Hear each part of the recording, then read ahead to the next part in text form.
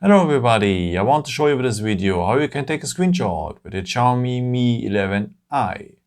Okay, so we have two ways for. Let me show you the first one. It works with the buttons. So we will need the power button for and the volume down button. If you press these both buttons just for short together, you will have a screenshot. You will see after a preview here and you can send it directly to your friends with WhatsApp, Messenger, Telegram and so on. So one more time, the power button and the volume down button just for short together and you will have a screenshot. If you tap now here on the preview, you're also able to edit the screenshot. Maybe you can just crop here a part if you want to have maybe just a picture from a website and so on.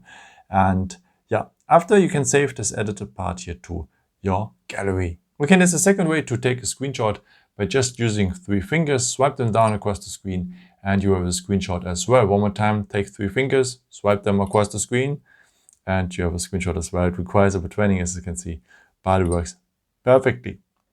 Okay, and if you want, maybe if you're here in the settings, so let me show you something else, because you can make also scroll shots, so a long screenshot. If you have a long list of something or PDF file or something like this, just take a screenshot, maybe with the buttons here, power button, volume down button, just for short. And if you go now here on scroll, the phone will take the whole document as a screenshot. Now, if you want to interrupt it before or the end, just go here on done and you have just a part of that list. But it doesn't work so well at some websites, so just try if it works. If yes, nice. If not, nah, so like that.